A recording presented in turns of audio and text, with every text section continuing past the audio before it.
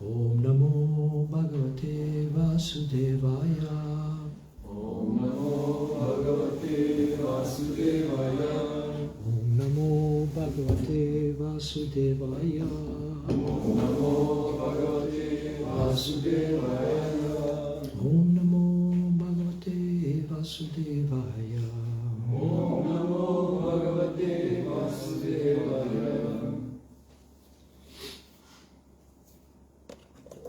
So we are going to read in English from Bhagavad Gita.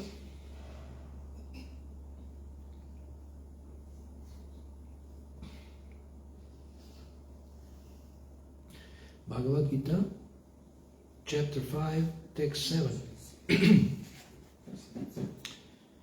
Yoga yukto vishuddhatma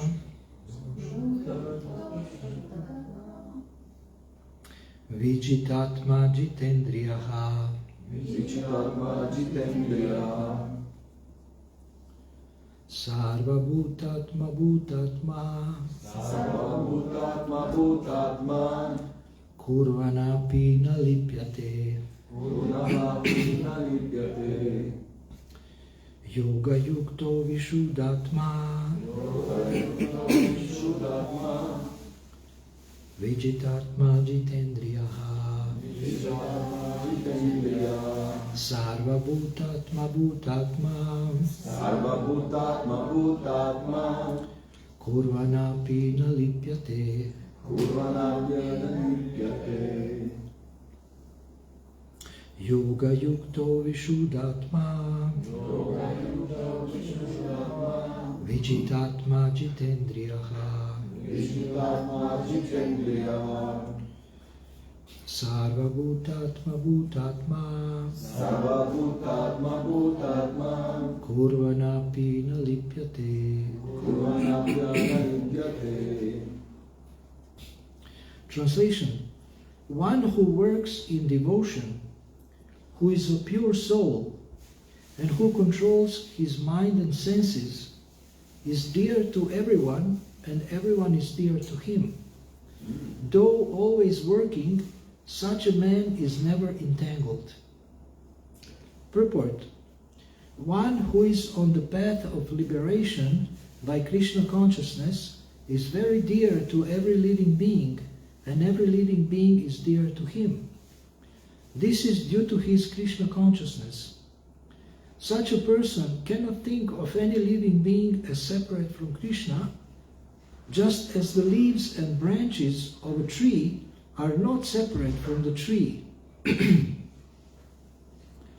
He knows very well that by pouring water on the root of the tree, the water will be distributed to all the leaves and branches, or by supplying food to the stomach, the energy is automatically distributed throughout the body. Because one who works in Krishna consciousness is servant to all, he is very dear to everyone. And because everyone is satisfied with his work, by his work, he is pure in consciousness. Because he is pure in consciousness, his mind is completely controlled. And because his mind is controlled, his senses are also controlled. Because his mind is always fixed on Krishna, there is no chance of his being deviated from Krishna. Nor is there a chance that he will engage his senses in matters other than the service of the Lord. He does not like to hear anything except topics relating to Krishna. He does not like to eat anything which is not offered to Krishna. And he does not wish to go anywhere if Krishna is not involved. Therefore, his senses are controlled. A man of controlled senses cannot be offensive to anyone. One may ask, why then was Arjuna offensive in battle to others? Wasn't he in Krishna consciousness? Arjuna was only superficially offensive because, as has already been explained in the second chapter, all the assembled persons on the battlefield would continue to live individually as the soul cannot be slain. So spiritually, no one was killed on the battlefield of Kurukshetra. Only their dresses were changed by the order of Krishna, who was personally present. Therefore, Arjuna, while fighting on the battlefield of Kurukshetra, was not really fighting at all. He was simply carrying out the orders of Krishna in full Krishna consciousness. Such a person is never entangled in the reactions of work.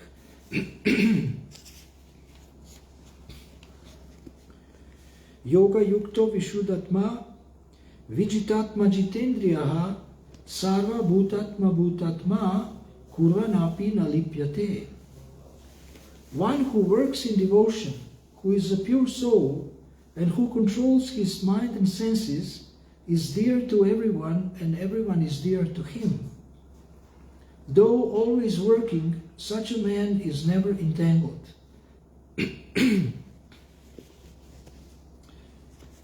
So, I have announced on the Bhakti Info Viber group the title of today's class, and who knows what's the title? Who is, maybe some of you are not on that group, but those who are. Yes, sit in a group, yes? Okay.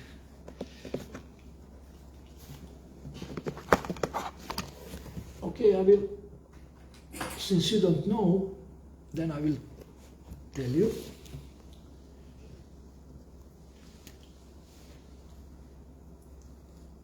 The title is Where We Are Now and Where We Want to Be.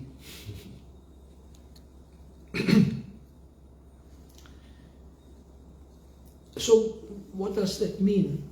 What is the meaning of the title? It means that we want to introspectively reflect and think about where we are now on our evolutionary cycle. Like we have come to the human form of life, which is very rare, Manushya Durlabha Janma, and now we have a chance to go up or down. There are 8,400,000 species of life, and we have been going through different species as a soul and changing bodies since long time ago. And now human form of life enables one to have such intelligence that he can understand the science of God and the science of self-realization. So now we are maybe new to Krishna consciousness, maybe interested in Krishna consciousness, maybe we are practicing 10 years or 20 years or 50 years. But anybody can make some kind of assessment, where am I now in relation to God, in relation to the supreme goal of life, which is described in the Bhagavad Gita and in the Vedas as self-realization and God realization and realization of our relationship with Him. And how much do we want to advance in this life?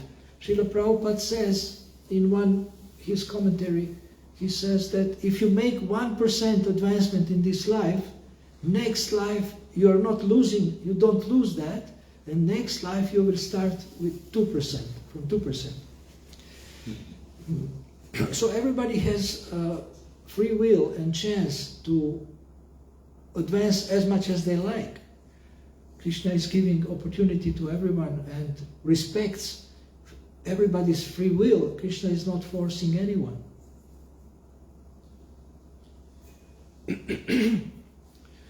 So when you have some maybe time of solitude, when you are alone, you can think, maybe sometimes you are writing your diary.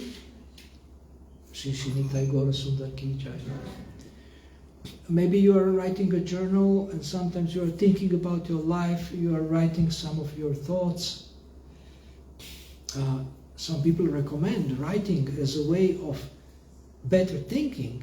When we are writing when we are thinking about what we are going to write, then our thinking may be deeper.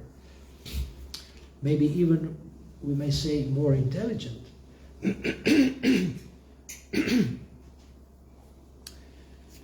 So introspection is mentioned in the Bhagavad Gita, introspective sage. In Bhagavad Gita mentioned introspective sage. The introspective sage also is described as, in Sanskrit, as Manishina. Manishina means thoughtful person, somebody who thinks deeply, and also someone who asks very fundamental and deep questions. Like Gauranga Prabhu, he's asking deep questions. And he's asking Dharmya Raghava Prabhu some questions, or maybe telling him something. So, now, how can we think more intelligently? So, when you analyze your thinking, then you can see that sometimes you made some stupid decision because you didn't think intelligently. You didn't use your intelligence that God had given you, that you didn't stimulate your intelligence that you have inherent in yourself. Maybe because of a rush, maybe you were in a hurry, or maybe there was some pressure, some stress, and then you made a stupid decision because you didn't think. You didn't take time to think, okay, what would be the best? You ask yourself, what will be the best decision in this moment? So what can help us to think more intelligently?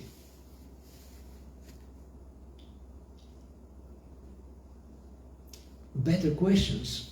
If we ask ourselves better questions, then we might come up with better answers. And our conclusion about things and about decisions may be better. Arjuna is asking some very intelligent questions in the Bhagavad Gita, and some of these questions are, what is most beneficial for me? So based on that question, we can always ask, what is the best thing to do in this situation? What is the best decision?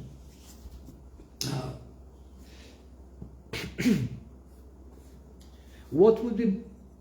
Now, a person who is developed more on an evolutionary cycle, who is developed his character, he doesn't only ask what is best for me, but he also asks what's best for everyone else.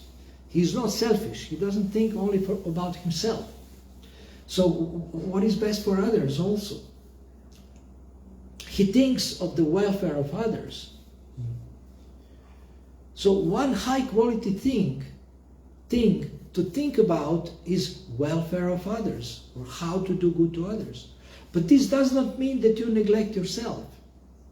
In order to care for others, we have to care for ourselves. This is called parallel lines, these two things. Caring for yourself and caring for others. And when you take care of your health, your physical health, your mental health, your spiritual health, then you are able to help others to take care of themselves.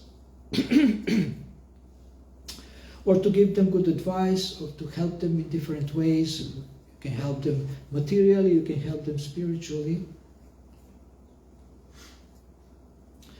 Now recently one clip appeared on Facebook. One gentleman from India,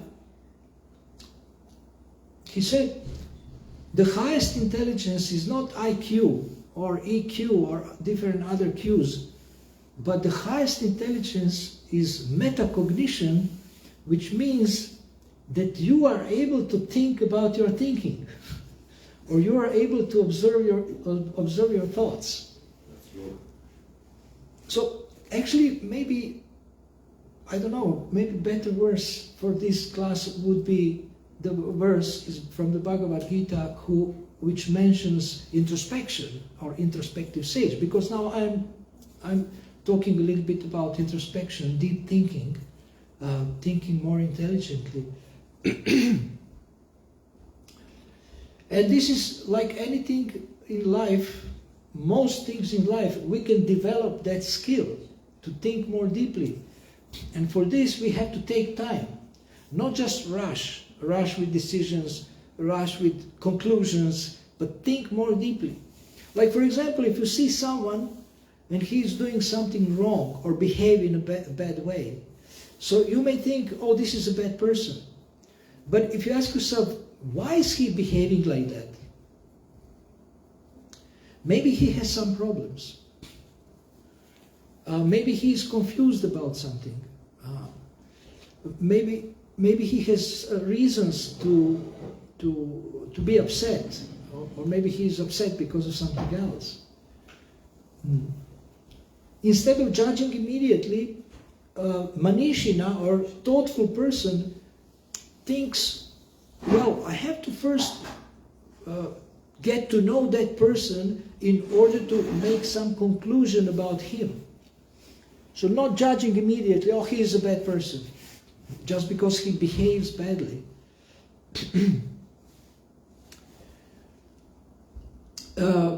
One of the greatest, I say there are two problems in life, two big problems in life. One is shallow thinking. Shallow, superficial, shallow thinking. And one is shallow breathing. If you don't breathe deeply, then you don't renew your organism, your body, because this shallow breathing is unhealthy. So one has to practice. I have a friend from Split in Croatia. He is teaching about breathing, high quality breathing, good quality breathing. Now in Krishna Prabhu.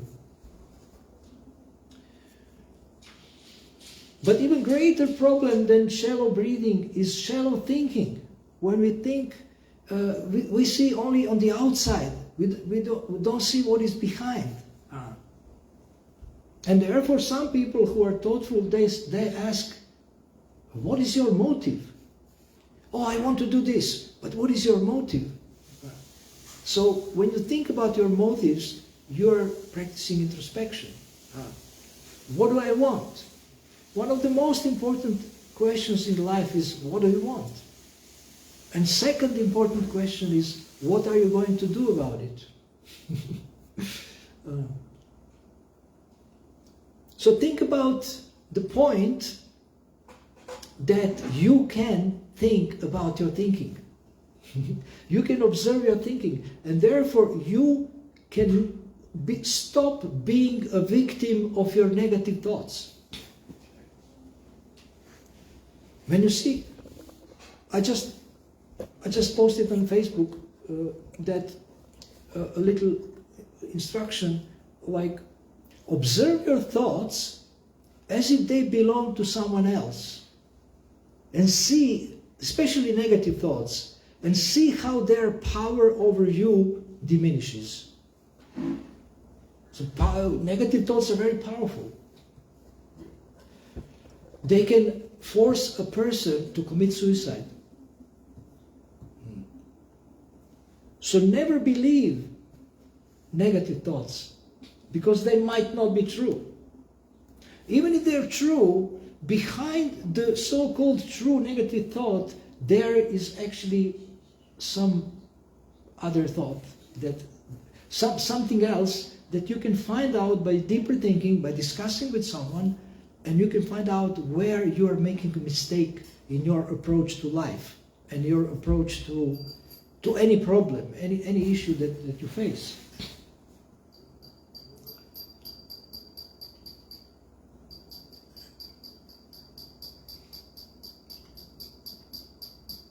So when you look at the world through the eyes of deep thinkers, everything changes. And deep thinkers are devotees, because devotees, they see Shastra Jnana Chakshusha through the eyes of the Shastra, of the Bhagavad Gita. Gita glasses. We can see everything through the eyes of the Bhagavad Gita. And we can take a look at ourselves through the eyes of the Bhagavad Gita. And we are coming to the first part of our title of this talk, where you are now. How you can see where you are now in the spiritual life, for example, or in life in general.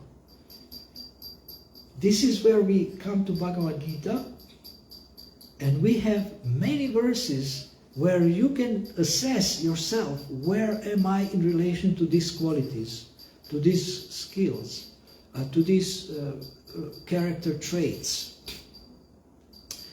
I can give some reference that series of verses that you can read and check, where am I in relation to this?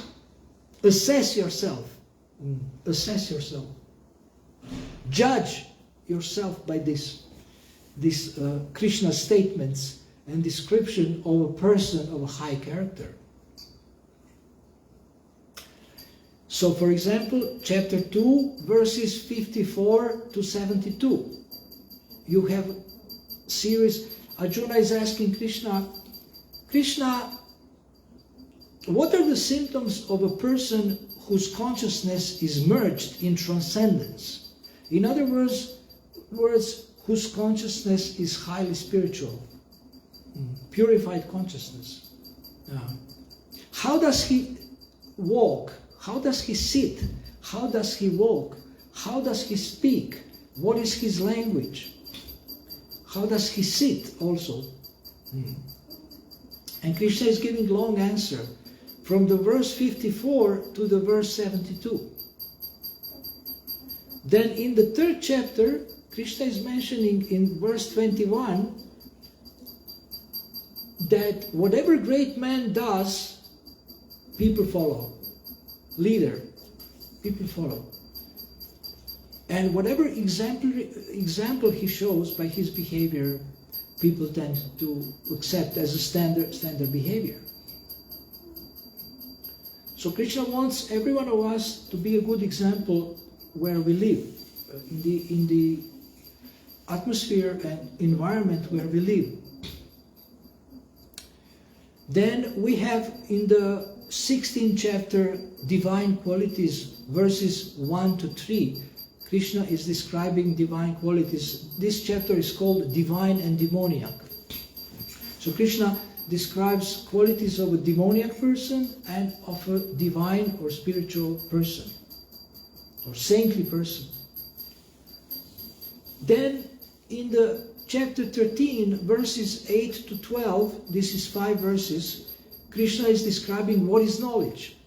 And also in another book, Ishopanishad, verse 10, the whole or half of the purport, Srila Prabhupada makes comment on those verses from the Bhagavad Gita, but in a different way, wonderful way.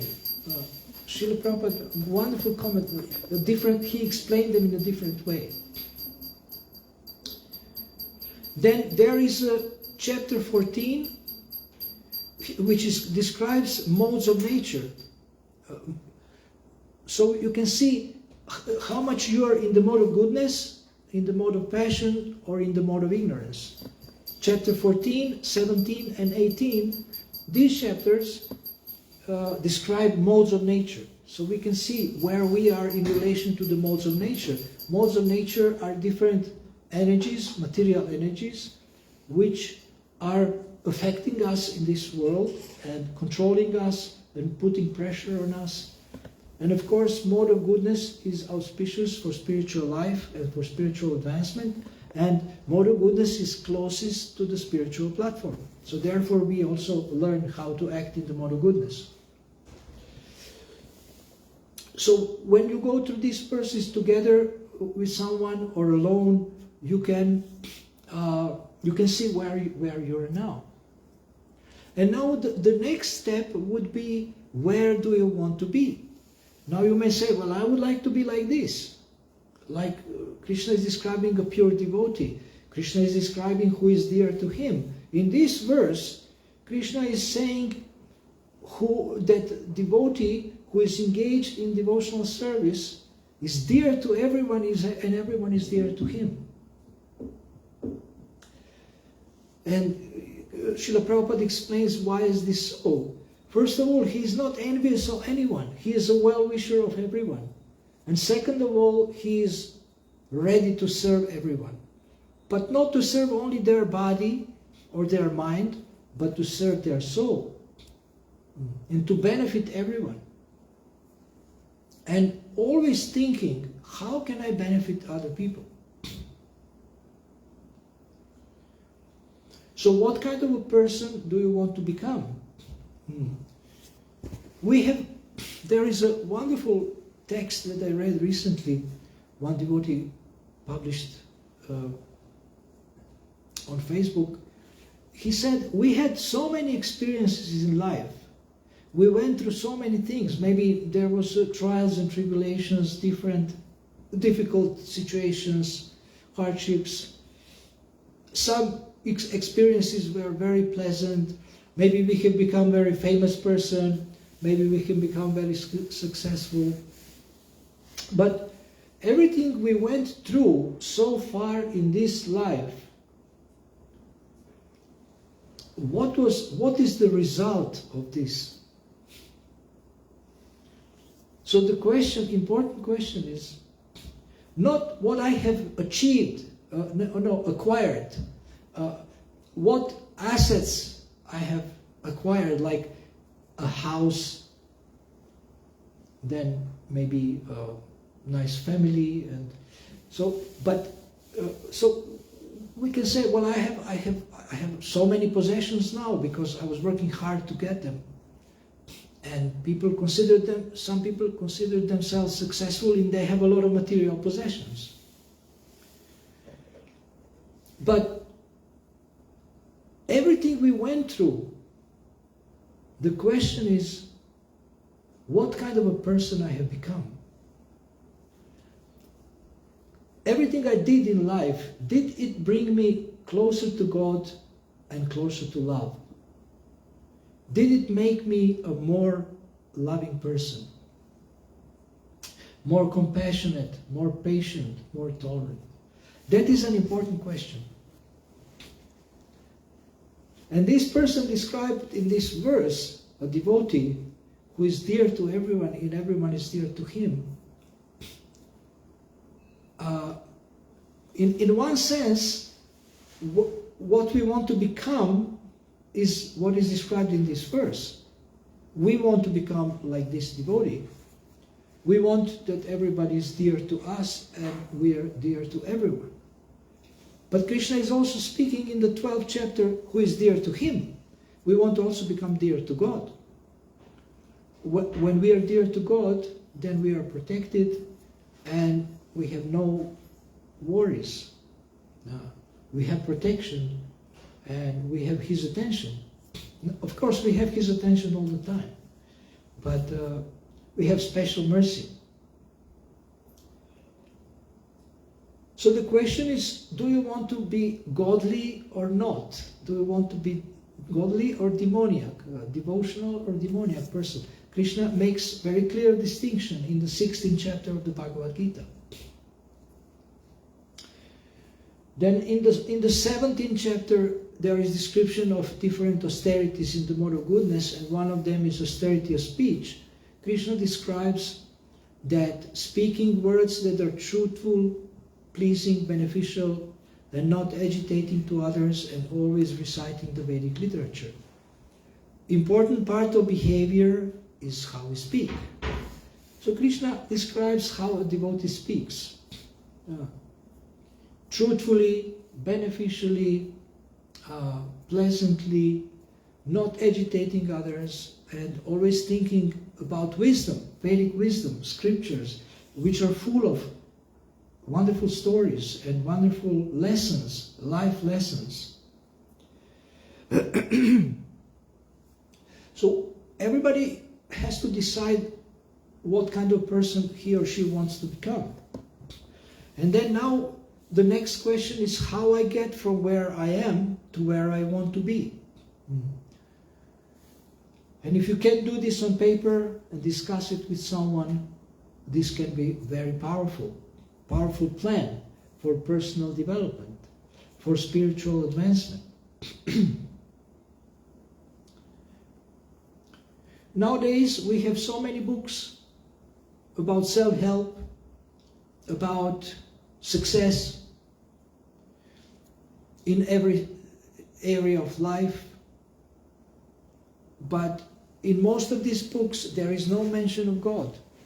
There is no mention of developing our relationship with God. There is no mention of devotional service. There is no mention of us being engaged in devotional service. These books describe how can you be happy in the material world.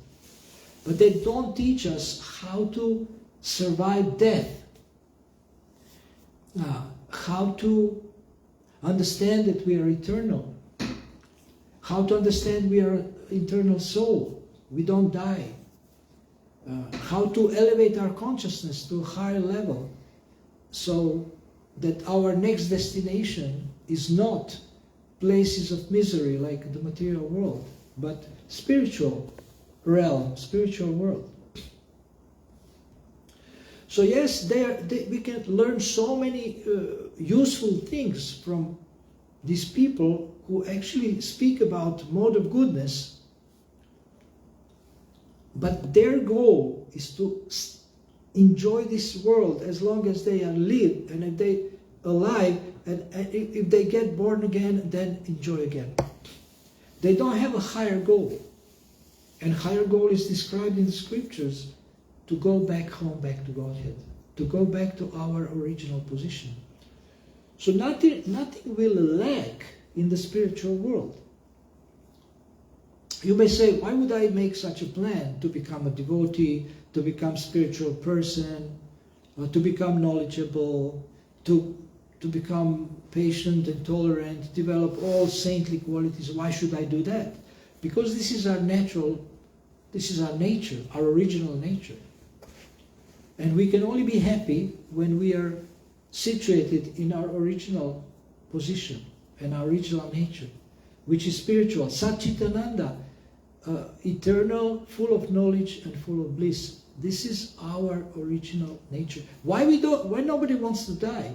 Because we are originally eternal, but now we are in the material body, which is temporary, and we are afraid. If I die, what happens? Well, they say nothing happens. They don't know where we are. People don't know where we are going. Now there is so many things. I mean, people are having clinical death, and they come back from death, from leaving the situation where they have left their body, and they say, well, I saw that I'm not this body. I'm still alive even when I leave the body. Why should we do that when we can try to be happy in this world and then die, but we don't know where we are going? As you can see, everybody has the same desires. Most people have the same desires. Everyone wants to have a nice family, nice life, nice job, or maybe no job. Nowadays is also passive income is popular, where you don't work and you get money.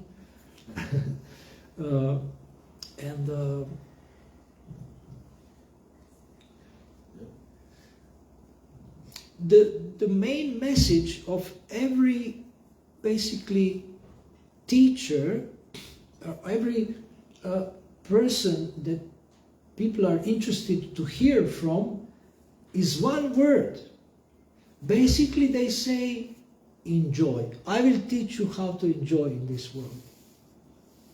But satisfying our present senses that we have will not make the soul happy. Because the soul cannot be satisfied with unlimited eating, unlimited sex, unlimited, what else is there? Music, unlimited smells, what else is there? I mean, unlimited touch. soul cannot be happy. It's like if you have a bird in a cage and you make a wonderful cage, very comfortable, but forget to feed the bird, it will die. Similarly, we can make all comforts for this body, but if we neglect the soul, we cannot be happy. So these are some ideas. Why should we strive to become a saintly person, spiritual person? And you can decide. You can decide to stay in this world like you have been deciding for many lifetimes. We have been deciding for many lifetimes to stay and to get born again and again. But we can also decide to go back to our spiritual identity, our spiritual position, to awaken it again, and to become divine. That's our original nature. Our original nature is not this temporary identity. I'm Macedonian, I'm Indian, I'm American, I'm Serbian. When people fight for the territory that is not theirs, they come, they stay for some time, and they go, and they cannot bring that piece of land or whatever, money with themselves. But one of the reasons why people fight and why there is war, it's a big business. Some people make a lot of money by also repairing the destroyed buildings and whole cities. So, Srila Prabhupada said, people have discovered weapons of mass destruction, but they didn't discover how to preserve life. They know how to destroy, but they don't know how to preserve life or how to create life. So modern civilization is made advancement in technology and in science and in manipulating material energy, but they have neglected spiritual side of life. And spirituality or religion, it's like a little bit of a spice in life. It's not the main thing. But human form of life, scriptures say, is meant for, the main focus is spiritual awakening and enlightenment. And this is what we get from the Bhagavad Gita, Srimad Bhagavatam, other scriptures. So if you look at these verses in the Bhagavad Gita, I can give you the list. You can contact me also through Facebook, Gita Seva, 2 words, Gita Seva. That's my Facebook. I can send you the list of verses, the references where you can find the verses and you can read. Just by reading about the quality of a devotee, you make spiritual advancement. And you get inspired. You may say, oh, this quality I would like to develop. This quality I don't have at all. This quality I have and I'm already practicing. And you can assess where you are and then make a plan where you want to be as a person.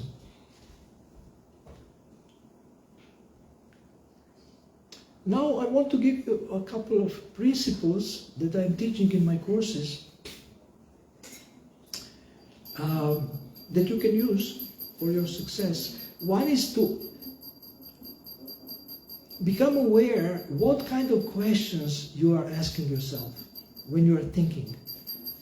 So try to find out what are the excellent questions, the best questions that you can use for yourself and for your success. Then the quality of your thinking will improve, and then the quality of your conclusions will improve, and the quality of your decisions will improve, and the quality of your action will improve, and the quality of your results will improve. So the best results start with best questions, with excellent questions. Then use positive language or spiritual language whenever you can. Hare Krishna.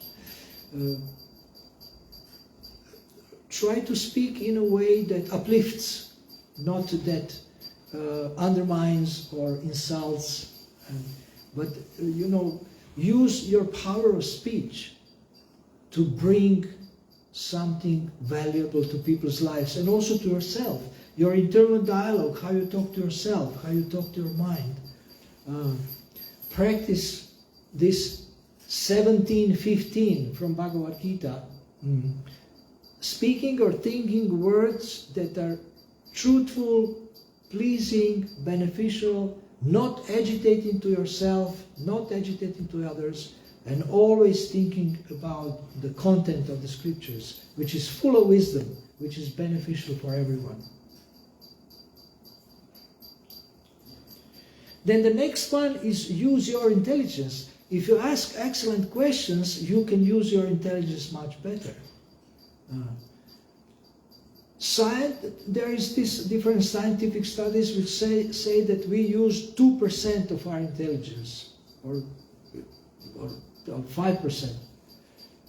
So why are we not using our intelligence? When people come and ask me something, advice or instruction, I say, well, have you thought about this yourself? Well, no, because you know better. Then I say, but do you have brain? Can you think? Can you ask yourself some questions? How could I do this? Or, where can I find the answer? And things like that. I can give you so many advices, but it's much more powerful when it comes from you. When you come up with an idea. So when you ask yourself, how can I... Super fa. How can I do this better? I don't know what is your present challenge. Everybody has some challenge. Our habits are always a problem. We cannot discipline ourselves for certain habits, to get up early or to eat less sweets or something. So whatever is your challenge, you can ask yourself, how can I do this? How can I do this better? To have like a win-win answer, not just like torture myself with something, some renunciation or something, but treat my body as a person, but at the same time not indulge too much, so because it can bring me disease or some problems. So how do we lead ourselves through life intelligently? It's not recommended to follow blindly anybody, even if somebody is big guru with big beard and big clothes and very smart. No, we shouldn't become a blind follower. So how can we lead ourselves through life? So we have guidance by scriptures. We have guidance of the super soul, which is expansion of God, situated in our heart, and from whom come intelligence. He's always with us. We can also connect with the super soul. In the Bhagavad Gita, we can read about the super soul. Krishna is never leaving us, even when we leave him, when we come to the material world. So you can do this much better. You can lead your life much better, and you can be more satisfied. And you can develop very good qualities. And you can develop your devotion to God. That's the goal of life. Awaken. We already have this devotion, but it's now asleep. Awaken our Krishna consciousness, our love for God. It's already there. Then we can become like this person described in this verse, dear to everyone dear, and dear, especially dear to God. So maybe I don't know what kind of culture you have grown up in, but in some cultures, connections are very important. You achieve everything through connections. You know some people and they know some people, and then, okay, can you help me maybe get a job? Oh yeah, I have some connections. So similarly, we are trying to get connections to God through His representatives like Srila Prabhupada, devotees. And Arjuna is teaching us in the Bhagavad Gita that the first success principle is actually to ask for help. I cannot do it alone. I need help. Koliko sad? 10 to 5. 12. 12. I want to stop here and see if you have any questions, and we can discuss a little bit by until 2 minutes to 7. So 10 minutes we can discuss. So do you have any questions about these points that I raised in the talk, in the class?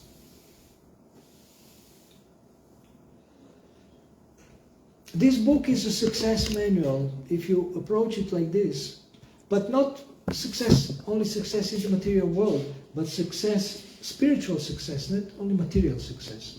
It's universal. If you approach it like this, it can change your life.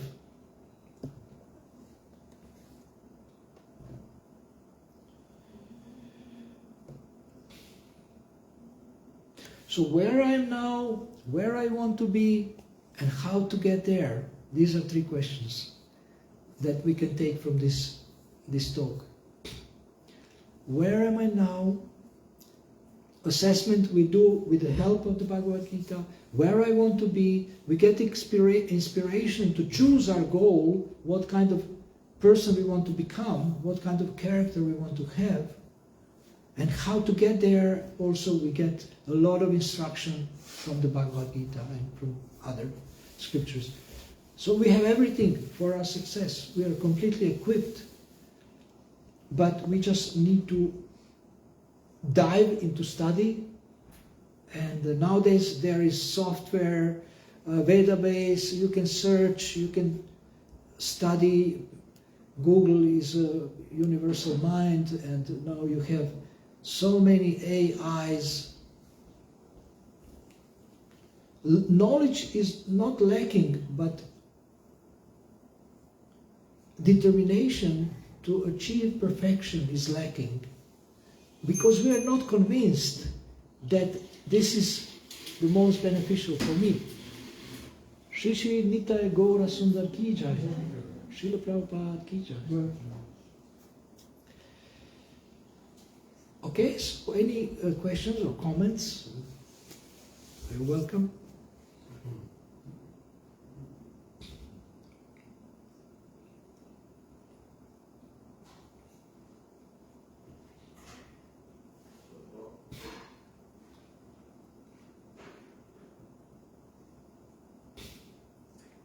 Is it possible to...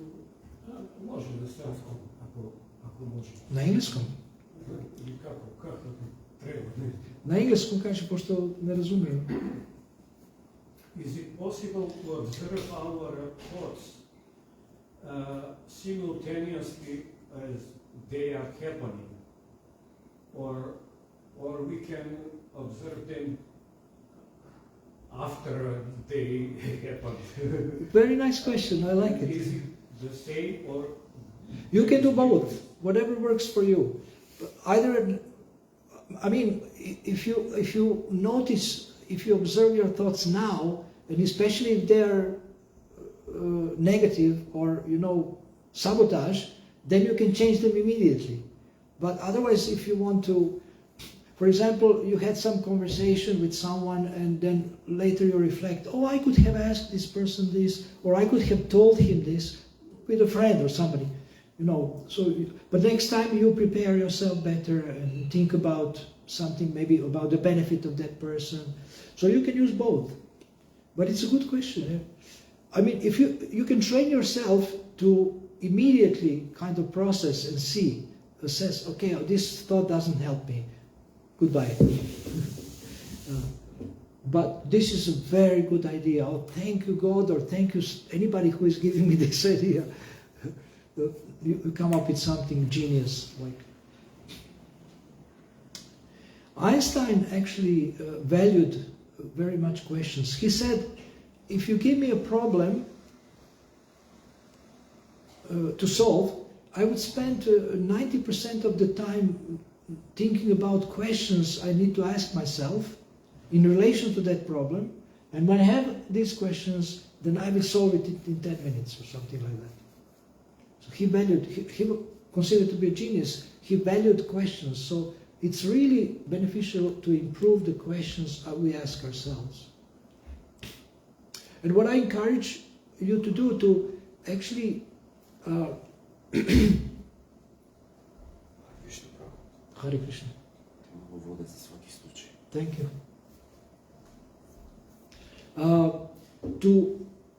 With friends, relatives, colleagues, neighbors, that we have this kind of deep conversations and discuss things and ask questions. This is also in the Bhagavad Gita. One of the 4 main verses in the Gita speaks about devotees enlightening each other. So sharing knowledge and also sharing with each other. Also listening is a powerful service that is needed very much, because when we listen, people can have amazing ideas. When we listen with attention, then they can maybe think more intelligently in the presence of someone else, especially if the person is a well-wisher. Ask some question to stimulate better thinking, so you will be much more peaceful if you practice observing your thoughts.